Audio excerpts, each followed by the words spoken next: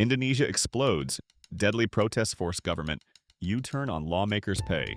Indonesia exploded into its worst civil unrest in decades as nationwide protests that began over lawmakers' excessive pay escalated into deadly riots following the killing of a motorcycle taxi driver by police, forcing President Prabowo Subianto to make unprecedented concessions.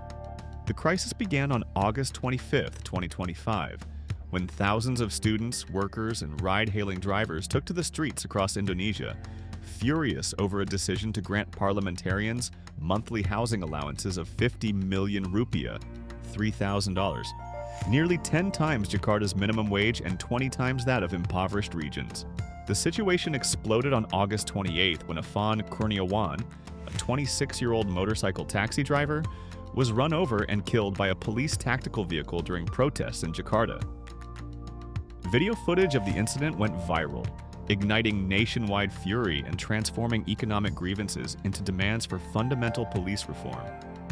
Within hours, protests spread like wildfire across Indonesia's major cities. In Makassar, angry mobs stormed and torched the South Sulawesi Parliament building, killing 3 people. Regional parliament buildings in West Kalimantan and other provinces were similarly attacked and burned, while lawmakers' homes were looted and vandalized.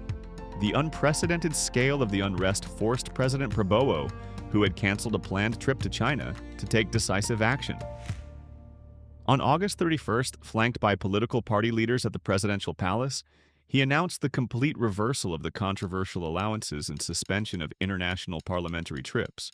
Parliamentary leaders have indicated they will annul several parliamentary regulations, including adjustments to parliament members' allowances, Prabowo declared, while simultaneously deploying military forces and authorizing harsh crackdowns on what he termed terrorism and treason. The protests represented the most serious challenge to Prabowo's presidency since taking office in October, with the violence causing Indonesia's stock market and currency to plummet on Friday. The crisis highlighted deep inequalities in Southeast Asia's largest economy, where millions struggle with poverty while politicians enjoy lavish benefits.